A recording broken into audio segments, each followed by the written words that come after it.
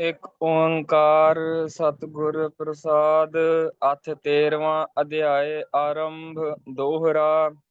कहे त्रयोदशो कृपा कर। शंकरीन शंकरीन उपदेश। शंकर 20 श्लोक कर। जन मन नलन दिनेश। अब 13वें अध्याय की शुरुआत कर रहे हैं। कह रहे 13वें अध्याय में कृपा करके जो है भर्तृहरि जी महाराज की जो ये भाषा कवि हरदयाल जी करें। कह रहे इसमें संकरीन उपदेश मिक्स सांझे उपदेश करेंगे।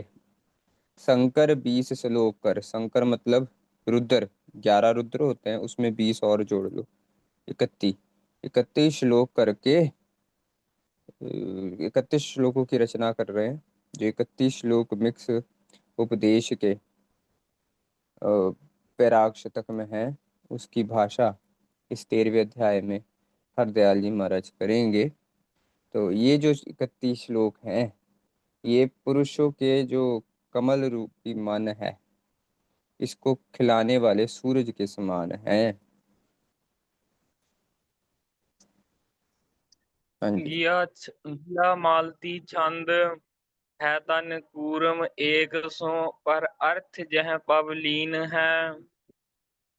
कहते धन है वो कूर्म, वो कछुआ, जिसने अपनी पीठ के ऊपर इतना वो जन्म उसका इतना भला है कि उसने संसार में इतना महान जन्म लिया है। हाँ। पृथ पवन पार तले जिन निज पृष्ठ अप अर्पण कीन है। कहते जिन्होंने अपना सारा जीवन जो है वो धरती को अपनी पीठ पे उठाने के लिए अर्पण कर दिया है। कहते हैं जो कछुआ अवतार हो या विष्णु जी का, पहले तो उन्होंने उसको अपनी पीठ पे उठाया, मंदराचल पर्वत को, जब समुद्र मंथन होया, तो फिर एक रूप में उन्होंने धरती को भी अपनी पीठ पे उठाया। तो इसलिए कहते वो जन्म जो है उस कछुए का धन्य है। अत जनन तू को योग कीरत जास कीरत हर बिखे। कहते फिर ध्रुव जी का जन्म जो है बड़ा कीर्ति करने के योग्य है, बड़ा धन्य है जिन्होंने हरि का भजन किया, जिन्होंने भक्ति हरि की करी और अपना सारा समाज जो है वो उसमें लगाया। चौफेर जाके नेज चक्र परमंत रोक्यो सब पिखे। उनकी ऊपर इतनी कृपा हुई भगवान की कि जो तारों का मंडल है उसमें जो ध्रुव मंडल है वो एक जगह स्थित रहता है, और बाकी सारा जो तारा मंडल है उसकी परिक्रमा कर रहा होता है। तो इसलिए देखो, भगत को एक जगह एक अवस्था में स्थित भगवान ने कर दिया उनकी भक्ति करके।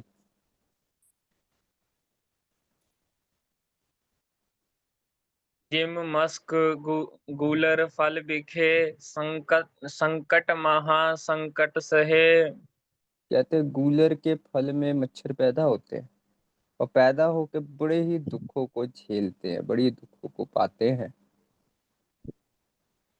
पंख बिरथा संभव तहाँ के नह अर्थ उर्द बिच रहे। हाँ, वो गुलर के फल में के बीच में वो पैदा हो गया, अब उसके जो पंख है वो किसी काम के नहीं रहे। वो वहीं फंसा रहता है, ना वो ऊपर जा पाता है ना वो नीचे आ पाता है, वो उधर ही फंसा रहता है। संजात जह मर जात तर ब्रह्मांड में तो जंत है। कहते हैं ऐसे ही वो वहीं पे जहाँ पे पैदा हुआ उस गुलर में वहीं पे वो मर जाता है। ऐसे ही इस ब्रह्मांड में हम जीव जंतु हैं। हम वापस से धर्म इसी संसार में जो है जन्म लेते हैं, यहीं फंसे रहते हैं और इधर ही मर जाते हैं। तो हमारा जो जीवन है वो यहीं तक सीमित है, जैसे उस मच्छर का जीवन जो है उस गूलर में सीमित है। नह ज्ञात धर्म धर्म की सो संभोग में रतवंत है। कहते हैं ज्ञान की धर्म की क्या करने योग्य है क्या करने योग्य नहीं है, कि मनुष्य जीवन हमें क्यों प्राप्त होया है, किस कारण हमें इतना विवेक बुद्धि बख्शिश हुई है, इसका ज्ञान जो है हमें होता नहीं। हम सिर्फ और सिर्फ भोगों में सम भोग, भोग में सम मतलब हो गए लगे रहना। जितने अपने इंद्रियों के भोग हैं उन भोगों में हम लगे रहते हैं, उसी में हम जो है हमारा ध्यान है हमेशा लगा रहता है उन विषयों में। और हम धर्म की ज्ञान हम कर ही नहीं पाते, ये जीवन हमें किस लिए मिला इस चीज की विचार ही हम नहीं कर पाते। परमार्थ और स्वार्थ दोवै वृत्तपंथ सुजंत जन सबे। फिर क्या है? परमार्थ, परस्वार्थ, परम अर्थ, परम अर्थ क्या, जो परम लक्ष्य है एक वो, और अनुस्वार्थ और हमारा खुद का स्वार्थ, स्व अर्थ, अपने वास्ते। दो में वृत्त, दोनों जो हैं वो हमारे कह लो पंख के समान है। हम्म, प्रारब्ध के वश स्वार्थ के पुरुखाद करते संदबे। पर हम जो हैं वो प्रारब्ध के कर्म में नहीं लगते, स्वार्थ में हम चले जाते हैं। बट असल अगर हम देखें, हाँ, हम इसी में लगे रहते हैं। आगे बताएंगे फिर। हाँ, जन जह लागे प्राण त्यागे हितिस नाहि तजंत है। कहते हैं जहाँ पे लगे रहते हैं हम वहीं पे अपने प्राण त्याग देते हैं, पर हमारा मन जो है वो उन कर्मों को त्याग नहीं पाता। तो हमारा वो कर्म नहीं, हम छूट रहे ना कर्म से, मरण तक हम वही कर्म कर रहे हैं पर उससे छुटकारा हमें नहीं मिल रहा। तो मर के भी हम उस कर्म से छुटकारा नहीं पा सकते, उसका फल जो है हमें दोबारा प्राप्त होगा, फिर दोबारा जन्म लेंगे। सेवद मुक्त न बंध निज अश्रेह को जड़ भजत है। अब कई है जो जानते भी हैं कि भाई मुक्ति कैसे प्राप्त होगी, सुनते ही हैं। भारत में जो पैदा हुआ है वो तो हर इंसान को पता होता है कि भाई मुक्ति कैसे प्राप्त होती है। कहते हैं भाई भारत में आप जाओ तो रिक्शा वाला भी ज्ञान की बात बता देता है, विदेश में अंग्रेजी बोलते हैं, सब जानते हैं यहाँ पे। फिर भी हम कर्म वो करते हैं जिससे मुक्ति नहीं मिलती, संसारी कर्मों में ही लगी रहती। तो जिस कर्म से जन्म में मरण मिलता है उन कर्मों में हम बड़ी अच्छी तरह लगे रहते हैं, और उन्हीं कर्मों में हम फंसे भी रहते हैं, इसलिए हमें मुक्ति नहीं मिल सकती। दोहरा गूलर फल ब्रह्मांड मोह मच्छर मानव आन। कहते हैं अब ये समझ लो वो जो गूलर का फल जिसकी बात कर रहे थे पीछे, वो ये ब्रह्मांड है, और हम जो मनुष्य हैं वो मच्छर हैं। गहे मुक्त बिन जन्म गण स्व स्वपर अकंच ज्ञान। अब देखो मच्छर के पास पंख है, अगर वो सही तरीके से इस्तेमाल कर ले अपने पंखों को तो उस गूलर से बाहर निकल सकता है, वो गूलर से मुक्त हो सकता है। ऐसे ही हमारे पास सब कुछ है मनुष्य के पास, हम अपनी मुक्ति करने में सक्षम है, पर हमें रास्ता ध्यान से पता नहीं लग पा रहा। अपने और पराये का भी ज्ञान हमें ठीक से नहीं होता, इस वजह से हम जो है अपनी मुक्ति नहीं कर। जैसे वो मच्छर जो है वो, उसके पास पंख है, उसके पास रिसोर्सेज है निकलने, उसे तरीका नहीं पता कैसे निकले। ऐसे ही हमें जो है हमारे पे रिसोर्सेज है मुक्ति के सारे, विवेक बुद्धि ये इतना अच्छा हमारा ने, सारे जानवरों में सबसे ज्यादा तेज दिमाग, सबसे ज्यादा डेवलप्ड दिमाग, विवेक बुद्धि इंटेलेक्ट जो है वो हमें बख्शी है, इंसानों को बख्शी है, मनुष्य को बख्शी है, अपनी मुक्ति में सक्षम है। पर क्योंकि हम फंसे इतना गए हैं कि हम समझ ही नहीं आ रहा। कबित वही जन जन में कपाल जाके उज्जल को तार्यो तार्यो समरार सिरे ऊंचो अलंकार मान। कहते हैं वही बंदे इस संसार में बड़े सत्कार योग्य हैं, बड़े ही धनता के योग्य हैं, उनका जन्म बहुत धनता योग्य है। जिन्होंने धार्यो समरार सिरे, जिन्होंने समरार सिरे, जो शिवजी महाराज हैं, जो समर काम के आई दुश्मन हैं, उनको अपने सिर के ऊपर खजा, अपने सिर के ताज के समान अपने शीश पे धारण किया हो। हम्म, ननाद अमान मान जाको तान धन हान, पर कान हे होत वही जान धन जान। कहते फिर वो जनता के योग्य हैं जो अमान लोग हैं, जिनका कोई संसार में कोई इज्जत नहीं, दीन लोग हैं, उनको भी जो मान दे देते, ऐसे लोग इस संसार में धर्म माने जाते। पर कान हेत होत वही जन धन जान। हाँ, जो दूसरों के काम, पर काम हेत, कान नहीं होना चाहिए, काम, पर काम हेत होत, जो दूसरों के कार्य को सिद्ध करवा ले, ऐसा बंदा इस संसार में धनता के योग्य है। खेचत एदानी प्राणी वृथा मन मानी भय, अवलाद जाच कान कीनो मान जो महान। फिर केचत इदानी प्राणी वृथा मन मानी, कहते हैं फिर जो थोड़े बहुत इस संसार में बहुत मान वाले हो गए, व्यर्थ ही अहंकार में, क्योंकि उनको ये लगता है भाई उनके साथ अबलाद जाच का तीनों मान जो उसके उनके स्त्री पुत्र और बाकी जितने उनके संबंधी हैं उनसे मांगने आते हैं, तो बड़ा उनकी उस्तत करते हैं, तो उस उस्तत करके जो है वो बंदा बड़ा अहंकार में डूब जाता है। हम्म। तासमान ताप ते पुमान कैसे तपे आप, मान के समान साप नान को न करे मान। और उन लोगों को ऐसा उस अहंकार का, उस मान का ताप चढ़ गया है, अग्नि जो अंदर अहंकार की लगी हुई है, वो उसी में तपे हुए हैं, उसी में सड़ रहे हैं, उसी में जल रहे हैं, और उनके सर पे वो चढ़ गया। अब उनका कोई अपमान करता है तो वो अपने अपमान को भी अपना मान समझता है, देखो मेरे से जेलेसी कर रहा है तो मेरे बारे में उल्टा बोल रहे हो। जो बंदा सही होता है उसके बारे में तो दुनिया उल्टा बोलती है। ऐसी बातें कर करके वो अपने अपमान को भी मान समझ लेते हैं, और फिर इतने अहंकार के साथ इस संसार में जो है वो फिरते हैं। उनका दिमाग ही नहीं इसी चीज में लगा रहता है भाई, हमारा बड़ा दुनिया हमारे, वो कहते हैं ना भाई, हाथी चलता है तो कुत्ते भौंकते हैं। ये बातें सोच सोच के ही वो अपना अहंकार जता रहे होते हैं। तुहरा अहंकार ते हो तो सब, कृत बरताद फलहान, अर बन गुण जो दर्प है, तो अर सर्प समान।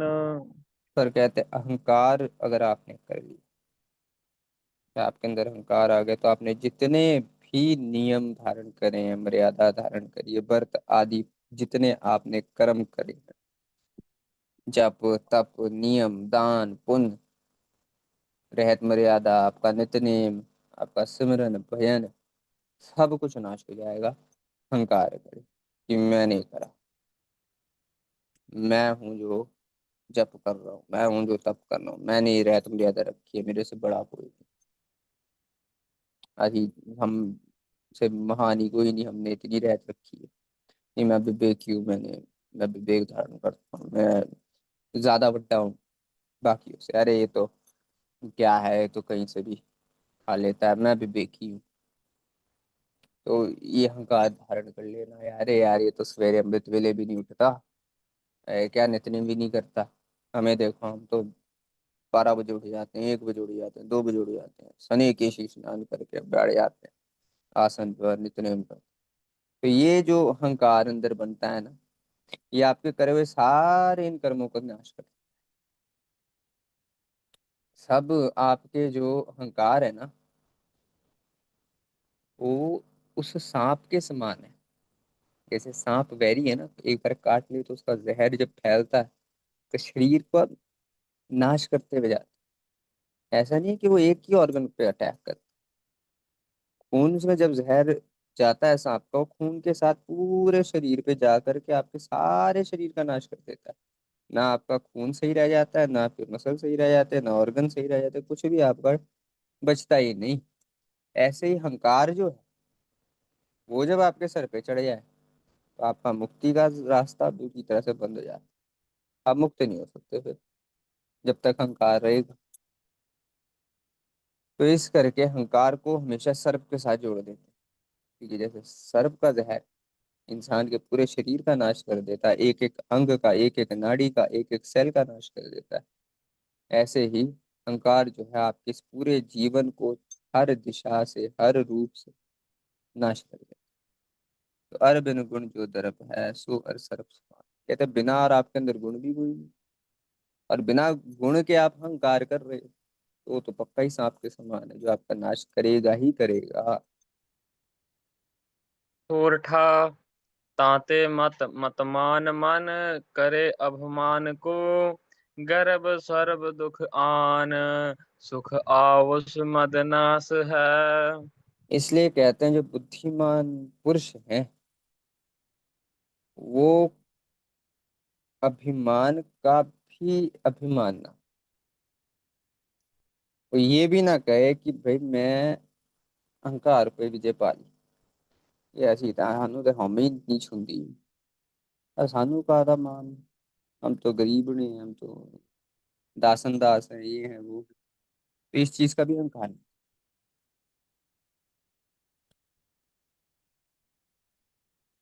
कबत जितने भी सुख है ना, गर्भ सरब दुख आन, सारे दुखों का आन घर जो है, खान होना चाहिए वैसे, खान, सरब दुख खान, सारे दुखों की जो खान है वो गर्भ है।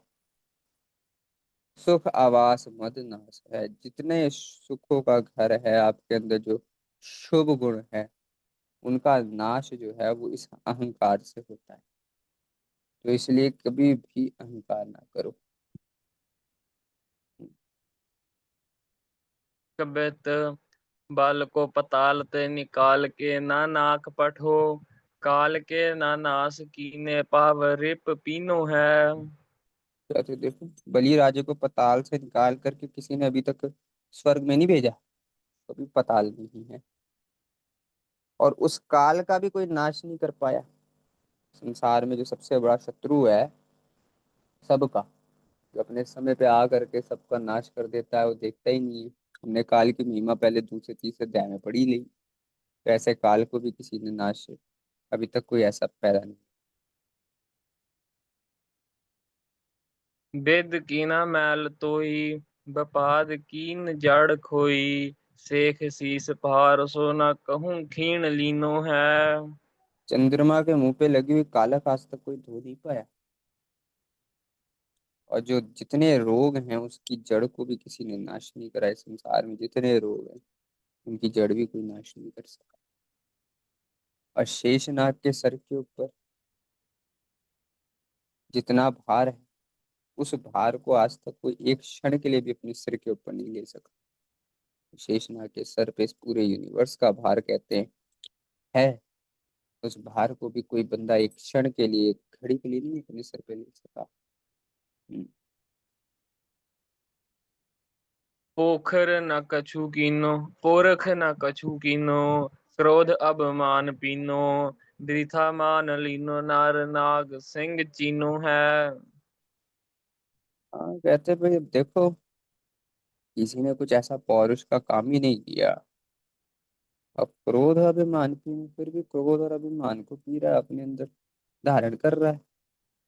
बिरथा माने लीनो नग नाग सिंह, अगर बिरथा ही तूने अहंकार पाला होया। अब देखो, बलि राजा पताल में बैठा राज कर रहा है, वो भी तक स्वर्ग नहीं जा पाया।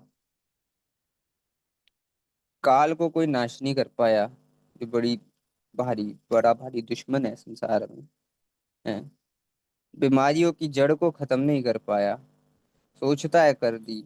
स्मॉल पॉक्स हमने खत्म कर दिया, स्मॉल पॉक्स खत्म कर दिया, एक नई बीमारी आ गई। बीमारी की जड़ तो खत्म नहीं हुई। फिर शेषनाग के सर पे कितना भार है, वो भार एक क्षण के लिए कोई धारण नहीं कर पाया तू, और तुम किस चीज का अहंकार कर, क्या है तुम्हारे पास? बेवजह तुमने जो है अभिमान और क्रोध को धारण करा हुआ है। वृथा ही तुम मान करते हो, वृथा ही तुमने अपने हृदय में मान करा हुआ है। कभी सोचता है मैं हाथी के समान हूँ, हाथी चलता है तो कुत्ते भौंकते हैं, कभी सोचता है मैं शेर के समान हूँ, जंगल का राजा जैसे शेर, वैसे ही मैं हूँ। तो बस ये अपने ऊपर टैग्स लगा के बैठा हुआ है इंसान, पर कुछ किया तो है नहीं अभी तक।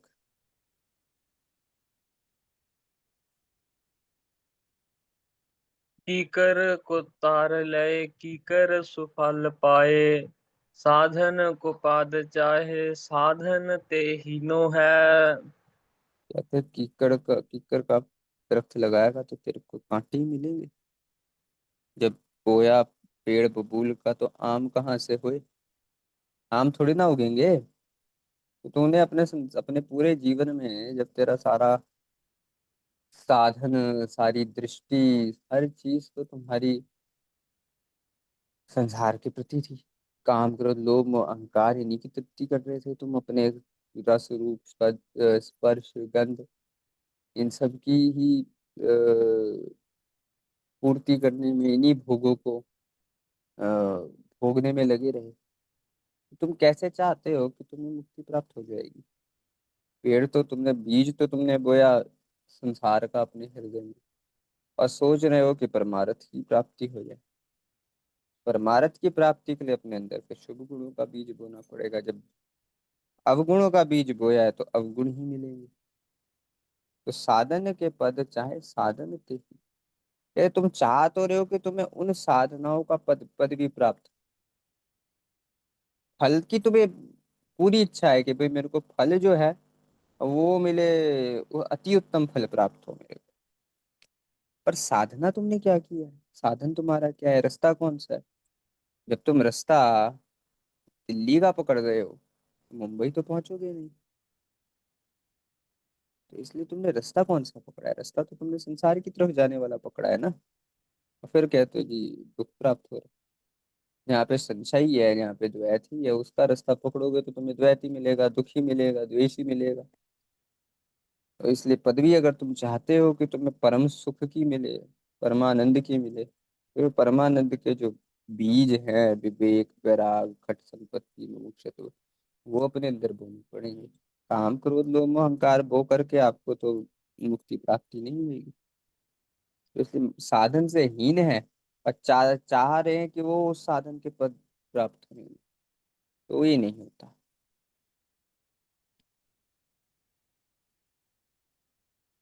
सोइया रमणीक मयंक किया करना कल भूम बनात हरे तृणवारी।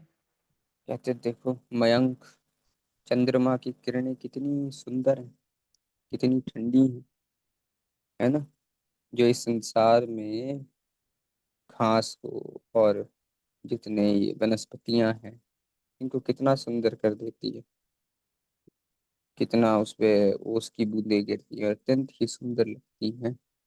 हाँ। सतसंगत सुंदर चार सतो सुख मंज निबंध त्रिखामृत पारी। ऐसे ही संतों की संगत बहुत सुंदर है। जहाँ सुंदर ऐसे संत आपको प्राप्त हो रहे हो तो आपको परम पवित्र सुख देने वाले हो जाते हैं। तो संगत जहाँ पे आपको कथा का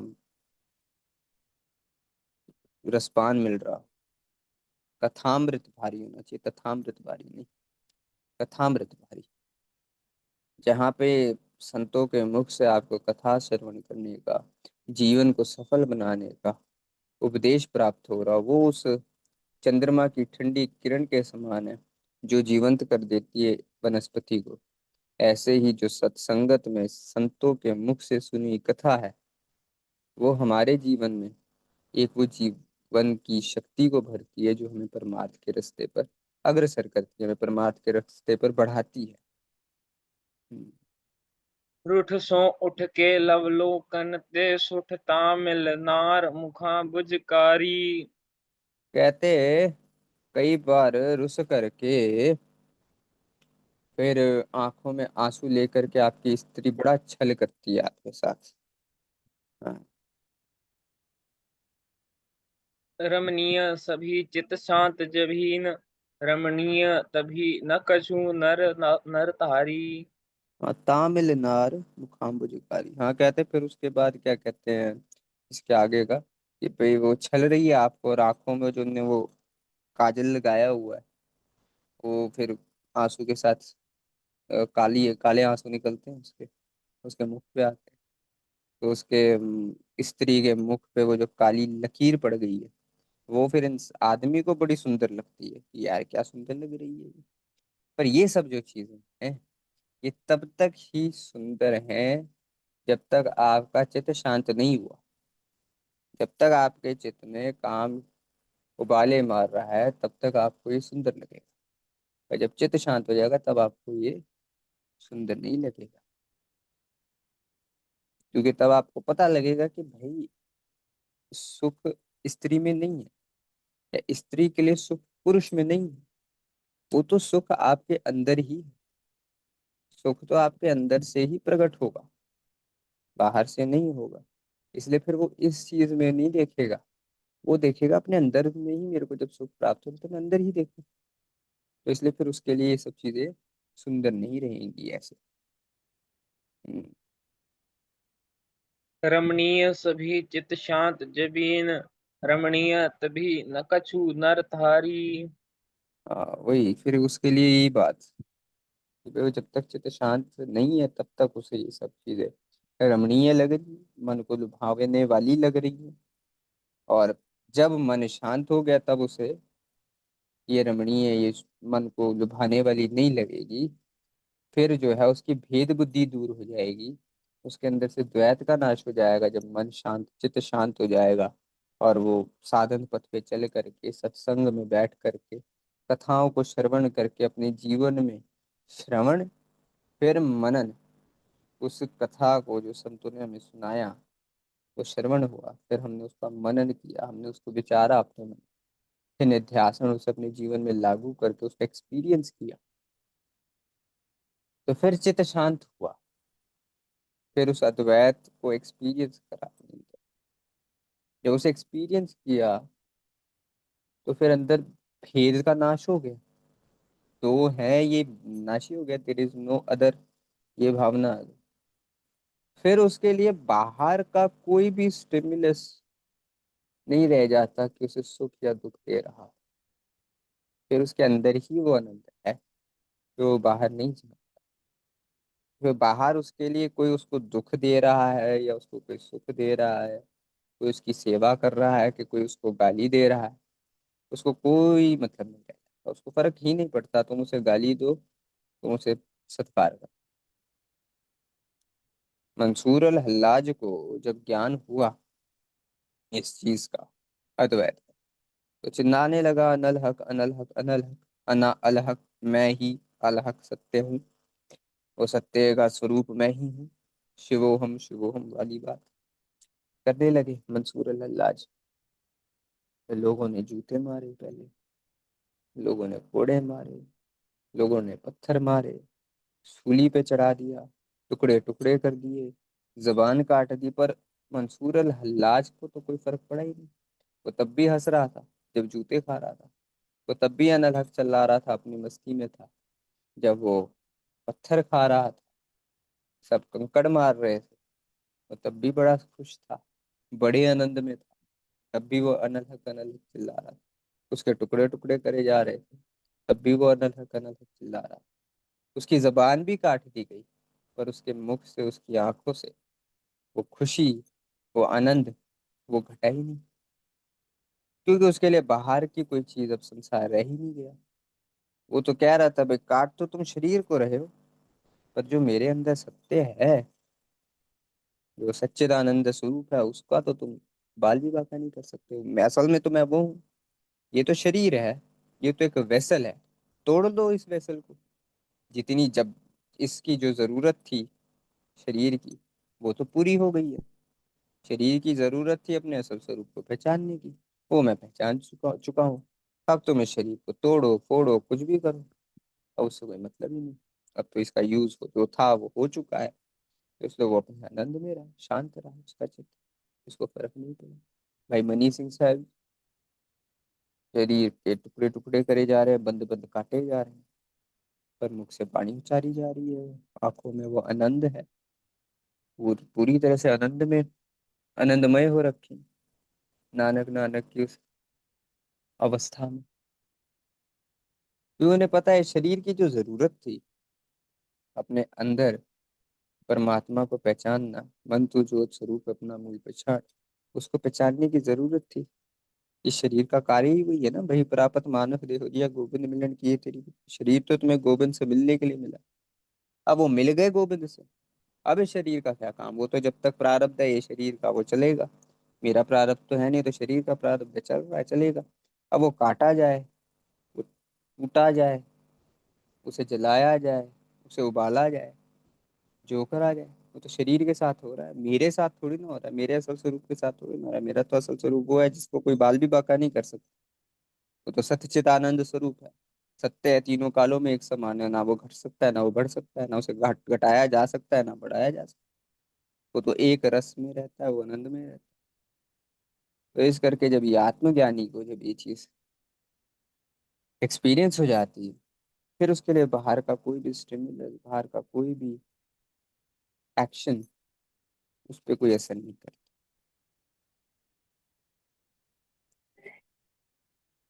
दोहरा दुख आनंद अर मत अर उन स्वरूप करूप द्वंद्ववाद परमादमो प्रमाद शिव रूप। कहते हैं, जो दुख है ये तब तक है जब तक अज्ञान है। जो ये सुख और दुख ये जो तो हम देख रहे हैं, ये तब तक है जब तक आपके अंदर अज्ञान है, आपने अपने स्वरूप को नहीं जाना। जब आपने आपको ज्ञान हो गया, जब ये द्वैत नाश हो गया, तब सब कुछ शिव स्वरूप हो जाता है, शिव रूप हो जाता है। शिव को हम शिव हर चीज इबे बीठल उबे बीठल बीठल जिन संसार नहीं थान तन तन नामा प्रणव पूरे तब तो वो अवस्था बन जाती, सर्वम खलविदम ब्रह्म, हर चीज हर अपने अंदर भी शिव रूप बाहर भी शिव रूप। जब तक अज्ञान था, जब तक अंधेरा था, तब तक रस्सी में हमें सांप दिख रहा था।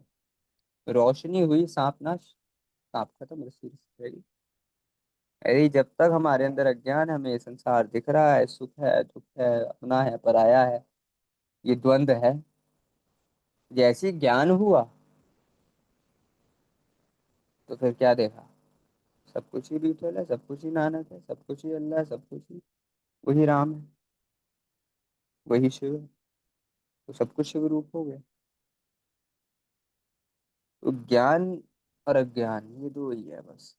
अज्ञान जब तक है तब तक संसार रहेगा, जैसे अज्ञान का नाश हुआ सब कुछ नानक है, सब कुछ शिव है।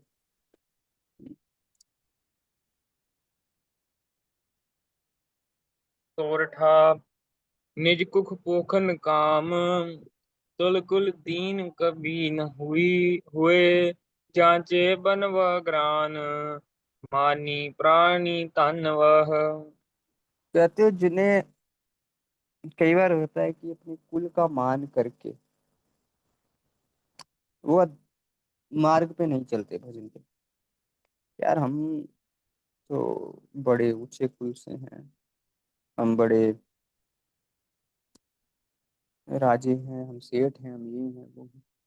हम कैसे, अपने को तो अपने कुल की रीति भी देखनी है, हमें ये भी देखना है, हमें वो भी देखना है, संसार के व्यवहार को भी देखना है, ये सब करना है। हम जी इतनी मर्यादा नहीं रख सकते। पर कहते हैं जो इस चीज का भी त्याग करे,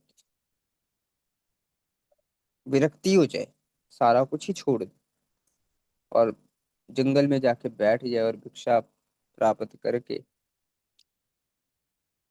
अपना जीवन व्यापन करे, मतलब अपने सारे अहंकार को तोड़ दे, संसार के जितने लगे हुए टैग हैं उनका त्याग करे। क्योंकि एक गरीब के लिए तो त्यागने के लिए कुछ नहीं है गरीब के पास। वो तो 2 मिनट में त्याग के चाह के जंगल में भी खा लेगा। पर कोई राजा है, कोई बड़ा सेठ है, साहूकार है, उसके पास तो बहुत कुछ है। उसके पास पैसा भी बहुत है, उसके पास घर भी बहुत बढ़िया है, स्त्री भी है, उसके पास संसार के साथ जुड़े हुए उसके इतने टैग्स हैं। इसको त्यागना बड़ा मुश्किल है, पर उसे सब कुछ को त्याग करके अगर वो भजन के मार्ग पे चल पड़े तो वो बड़ा धन्यता योग है, क्योंकि उसने बहुत बड़ा त्याग करा। तो इसलिए ये सारे संसार के टैग्स का त्याग करके जब आप गुरु के शरण में आकर के गुरु की मर्यादा को धारण कर लो, जो गुरु ने कहा उस चीज को कर लो, साधन को अपना लो, तो आप धन्यता योग्य हो, आपका कल्याण निश्चित ही निश्चित होगा। यहाँ पे ये बात दयाल जी महाराज उनको समझा रहे हैं वैराग शतक के माध्यम से। वाहिगुरु जी का खालसा, वाहिगुरु जी की फतेह।